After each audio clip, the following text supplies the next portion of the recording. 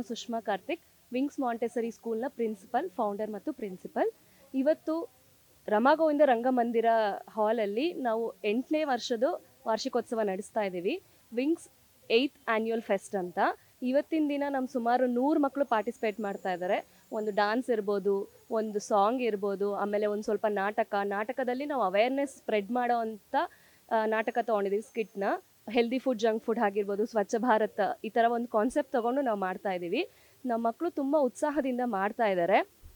ಆಮೇಲೆ ನಾವು ಒಂದು ಸ್ಪೆಷಲ್ ಪ್ರೋಗ್ರಾಮ್ ಇಟ್ಕೊಂಡಿದ್ದೀವಿ. ಅದು ಏನು ಅಂದರೆ ಪಹಲ್ಗಾಮ್ ಅಟ್ಯಾಕ್ ಆಯ್ತಲ್ಲ, ಅದ್ರ ಬಗ್ಗೆ ಜನಕ್ಕೆ ಇನ್ನೂ ಕಂಪ್ಲೀಟಾಗಿ ಸ್ಟೋರಿ ತೋರಿಸೋಣ ಅಂತ ಹೇಳಿಬಿಟ್ಟು ಅದು ಒಂದು ಆಪರೇಷನ್ ಸಿಂಧೂರ್ ಅಂತ ಒಂದು ಕಾನ್ಸೆಪ್ಟ್ ಇಟ್ಕೊಂಡು ಅದಕ್ಕೆ ಚಿಲ್ಡ್ರನ್ ಅದಕ್ಕೆ ಸ್ವಲ್ಪ ನಾಟಕನೂ ಮಾಡ್ತಾರೆ, ನೃತ್ಯ ಕೂಡ ಮಾಡ್ತಾರೆ. ಈ ರೀತಿ ಇರುತ್ತೆ.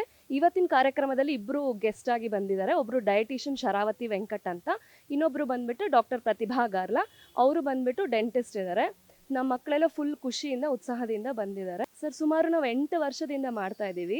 ಫಸ್ಟ್ ಇಯರೇ ನಮಗೆ ಬೆಸ್ಟ್ ಪ್ರೀ ಸ್ಕೂಲ್ ಅವಾರ್ಡ್ ಕೂಡ ಬಂದಿದೆ. ಮಕ್ಕಳು ಯಾವ ರೀತಿ ನಾವು ಕೇರ್ ಮಾಡ್ತೀವಿ, ಸ್ಕೂಲ್ ಹೇಗೆ ನಡೆಸ್ತೀವಿ, ಅದೆಲ್ಲ ನೋಡಿಕೊಂಡು ಅವರು ನಮಗೆ ಬೆಸ್ಟ್ ಪ್ರೀ ಸ್ಕೂಲ್ ಅಂತ ಒಂದು ಮೀಡಿಯಾ ಅವರು ಅವಾರ್ಡ್ ಕೊಟ್ಟಿದ್ದಾರೆ. ಪ್ಲೇ ಗ್ರೂಪ್ ಅಂತ ಅಂತೀವಲ್ಲ, ಪ್ಲೇ ಗ್ರೂಪಿಂದ UKG ತನಕ ಇರುತ್ತೆ.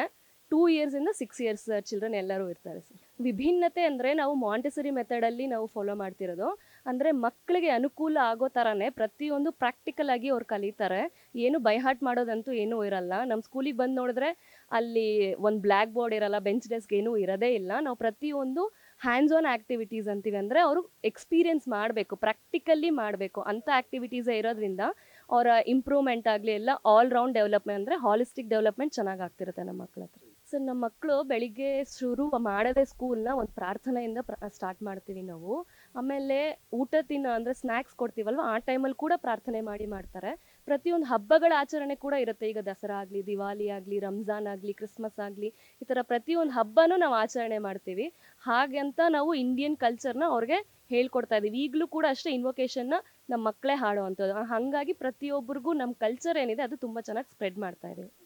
ನಾವು ಅದಕ್ಕೋಸ್ಕರನೇ ಮಕ್ಕಳಿಗೆ ತಿಳುವಳಿಕೆ ಇರಬೇಕು ಅಂತ ಹೇಳಿಬಿಟ್ಟು ಮಧ್ಯದಲ್ಲಿ ಅಕಾಡೆಮಿಕ್ಸ್ ಬಿಟ್ಬಿಟ್ಟು ಅಕಾಡೆಮಿಕ್ಸ್ ಜೊತೆಗೆ ಈ ಥರ ಆ್ಯಕ್ಟಿವಿಟೀಸ್, ಅಂದರೆ ಮೊಬೈಲಿಂದ ಎಷ್ಟು ದೂರ ಇರಬೇಕಾಗತ್ತೆ, ಮೊಬೈಲಿಂದ ಏನು ಅವ್ರಿಗೆ ಏನೆಲ್ಲ ಬೇರೆ ಅಂದರೆ ಅವ್ರಿಗೆ ಎಷ್ಟು ಎಫೆಕ್ಟ್ ಆಗುತ್ತೆ, ಇದೆಲ್ಲ ಅವ್ರಿಗೆ ಹೇಳ್ಕೊಡ್ತಿರ್ತೀವಿ.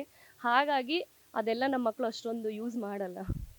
ಏನು ಹೇಳೋಕ್ಕೆ ಅಂದರೆ ಮಕ್ಕಳು ಅಂದರೆ ಪ್ರತಿಯೊಂದೂ ಮನೆಯಿಂದ ಕಲ್ತ್ಕೊಂಡು ಬಂದು ಆಮೇಲೆ ಶಾಲೆಗೆ ಬರ್ತಿರ್ತಾರೆ.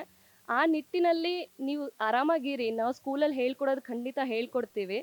ಮಕ್ಕಳಿಗೆ ಅದೇ ಥರ ರೇಸ್ ಹಿಂದೆ ಹೋಗಬೇಡಿ. ಪ್ರತಿಯೊಂದು ಅಂದರೆ ಈಗ ನನ್ನ ಮಗ ಫಸ್ಟ್ ಬರಬೇಕು, ಮಗಳು ಫಸ್ಟ್ ಬರಬೇಕು, ಜೊತೆಗೆ ಅಕಾಡೆಮಿಕ್ ಜೊತೆಗೆ ಅಂದರೆ ತುಂಬ ಬೇರೆ ಎಲ್ಲ ಇದೆಯಲ್ಲ, ಕರಿಕ್ಯುಲರ್ ಆ್ಯಕ್ಟಿವಿಟೀಸ್, ಅದನ್ನೆಲ್ಲ ಮಾಡ್ತಿರೋವಾಗ ಮಕ್ಕಳು ಇದಕ್ಕೂ ಕಾನ್ಸಂಟ್ರೇಟ್ ಮಾಡ್ತಾರೆ, ಅದಕ್ಕೂ ಕಾನ್ಸಂಟ್ರೇಟ್ ಮಾಡ್ತಾರೆ. ಹಾಗಾಗಿ ಸ್ಟಡೀಸ್ ಜೊತೆಗೆ ಬೇರೆ ಕರಿಕ್ಯುಲರ್ ಆ್ಯಕ್ಟಿವಿಟೀಸ್ಗೂ ಅವ್ರಿಗೆ ಒತ್ತಡ ಕೊಡಬೇಕು. ಒತ್ತಡ ಅಂದರೆ ಅವ್ರಿಗೆ ಎಂಕರೇಜ್ ಮಾಡಬೇಕು ಅಂತ ನಾನು ಹೇಳ್ತೇನೆ sir. Thank you so much.